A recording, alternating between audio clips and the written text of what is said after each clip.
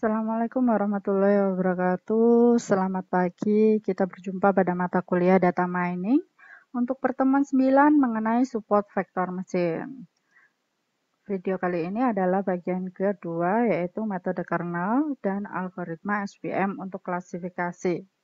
Untuk metode kernel adalah suatu penyelesaian untuk mengatasi permasalahan ketidaklinearan. Seperti kita lihat, kalau misalkan datanya seperti yang ada di gambar ini, berarti tidak bisa diselesaikan dengan fungsi pemisah linear atau kita memisahkan dengan suatu garis seperti ini. Garis lurus tidak bisa ya. Ini harus dengan tidak linear.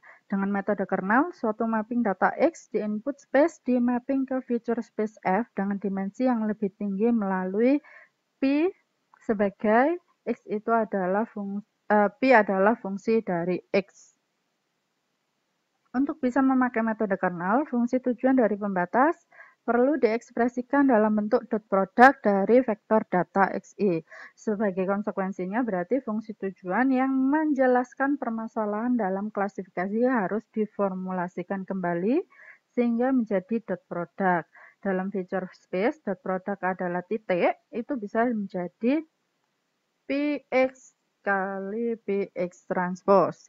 Nah, suatu fungsi kernel K X transpose bisa digunakan untuk menggantikan dot produknya. Kemudian di feature space kita bisa menemukan suatu fungsi pemisah yang linear yang mewakili fungsi nonlinear di input space.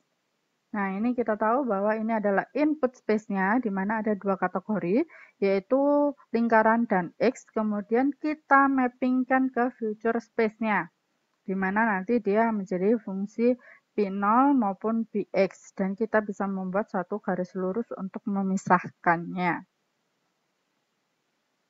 Dengan memetakan setiap data ke future space, maka persamaan 80 bisa menjadi seperti ini, di mana kita tahu yang menjadi fungsi dari P adalah X-nya saja, sehingga kita hanya mengganti di sini adalah fungsi P fungsi XI transpose dikalikan P adalah fungsi XJ dengan batasan I sama dengan 1 sampai N, sigma I sama dengan 1 sampai N, alfa I, YI sama dengan 0.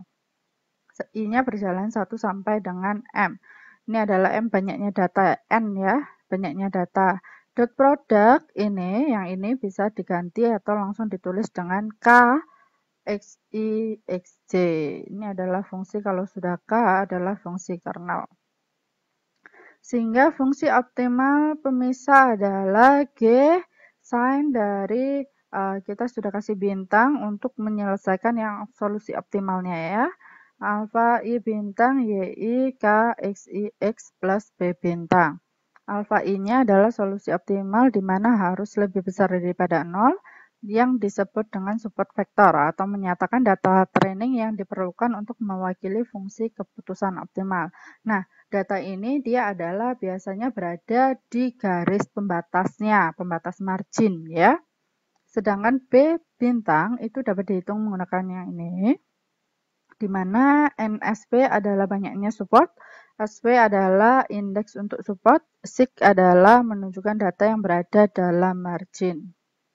Fungsi kernel yang dipakai biasanya ada 4, linear itu X transpose X, polinomial X transpose X plus 1, baru semuanya dipangkatkan dengan derajat polinomialnya P. Kemudian radial basis itu adalah E pangkat min 1 per 2 sigma kuadrat norm X min X yang hasilnya nanti dikuadratkan dengan sigma adalah bilangan real positif. Fungsi yang keempat adalah tangan hiperbolik atau sigmoid. Tan H beta 0 X transpose X tambah beta 1. Nah, fungsi yang dapat digunakan sebagai fungsi kernel yang sah atau legitimate adalah fungsi yang menunjukkan syarat atau memenuhi syarat kontinuitas dan positif definite. Ini adalah dari merger yang ada pada FAPMIC.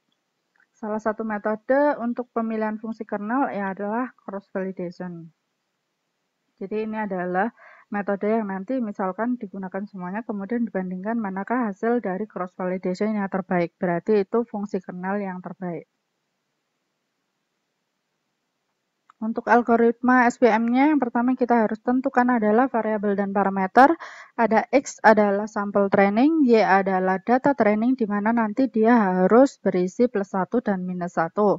Kemudian jenis fungsi kernelnya, parameter kernel itu adalah misalkan yang tangan hiperbolik, tadi ada beta 0 dan beta 1. Berarti itu adalah parnya. Kemudian C sebagai konstanta cos-nya, alfa ada alfa 1 sampai dengan M, dia sebagai Lagrange multiplier. Dan juga jangan lupa satu variabel lagi yaitu bias B. Kemudian algoritmanya yang pertama hitung matrik kernel H, kemudian tentukan pembatas, program kuadratiknya, kemudian tentukan fungsi tujuan, dan yang terakhir adalah selesaikan masalah kuadrat programmingnya dan temukan solusi alfa dan beta. Contohnya, kita perhatikan formulasi dari SPM, kita tahu kalau ini adalah yang linear ya, karena X transpose X. Nah, ini adalah maksimal dengan batasannya ini, atau kita bisa aja ini diminuskan, berarti alfa minus sigma I alfa I. Di sebelah kanan, berarti ini minimal. Batasannya tetap, dan contohnya ada 3 titik, di mana Y-nya 1, min 1, min 1, seperti itu ya, hanya +1 dan -1. Nah, kita tahu bahwa fungsi kernel linearnya seperti ini. Nah, ini kalau sigma-sigma kita bisa juga tulis seperti ini, jadi alfa ada alfa transposnya di sebelah kanan. Kemudian langkah yang pertama, hitung matrik H-nya atau fungsi kernelnya. Nah, X transpose X-nya berarti ini adalah semua kita gunakan matrik 3 kali 3 sehingga yang sebenarnya tadi adalah yang X kalikan X I transpose sehingga hasilnya seperti ini. 1 kali 1 ditambah 1 kali 1 berarti 2. 1 kali 2 ditambah 1 kali 2 hasilnya adalah 4. Begitulah terusnya sampai yang di terakhir ya, sehingga ketemu 2, 4, 6. 4, 8, 12, 6, 12, 18. Baru kita hitung YI, YJ kali X transpose X-nya. Nah, untuk pengalian ini kita masukkan satu-satu di dalamnya, karena memang aturannya seperti itu. Baru kita masukkan, ini adalah Y1, Y2, Y3. Berarti hasilnya adalah ini yang minus ada pada ke min 4, min 6-nya saja. Seperti itu. Lanjut, sekarang kita tinggal menghitung yang alfa-alfanya dan ini ada setengahnya. Berarti setengahnya tetap, alfanya ada 3 karena datanya kita cuma ada 3. Kalau datanya kita ada 10 berarti alfanya tetap sampai 10. Ini adalah matrik H-nya tadi. Kemudian ini alfa yang sudah ditransposkan. Nah, setelah dikalikan, didapatkan formulasi minimal Q-nya adalah alfa 1 kuadrat dan seterusnya. Dengan batasan, karena kita ada 3, ya ditulis 3 semua, kita sama dengankan 0.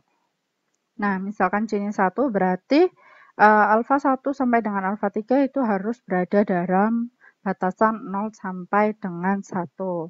Sehingga kita masukkan di sini plus U adalah alfa 1, alfa 2 sampai dengan minus alfa 2, minus alfa 3. Ini adalah fungsi Lagrangian-nya. Nah, untuk mengoptimalkan fungsi Lagrangian, berarti kita harus menurunkannya satu per satu. Ini berdasarkan alfa 1 diperoleh persamaan 1, berdasarkan alfa 2 diperoleh persamaan 2, ini juga untuk persamaan 3, kemudian ini adalah syaratnya tadi, itu menjadi persamaan 4.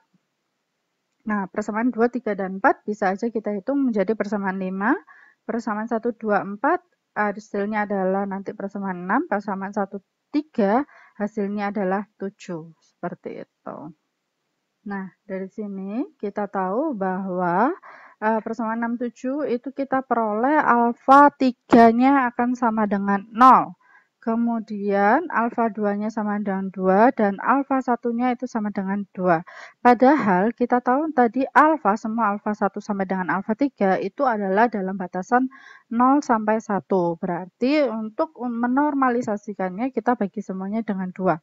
Sehingga alfa 1-nya adalah 1, alfa 2-nya adalah 1, dan alfa 3-nya adalah 0. Jadi data yang ketiga tidak menentukan hyperplane pemisahnya karena dia alfanya adalah 0. Sedangkan data pertama dan data kedua dia menentukan atau support vektor dari hyperplane-nya atau garis pemisah seperti itu. Oke, sekian dari bagian 2 ini. Terima kasih. Jangan lupa like dan subscribe. Bye-bye.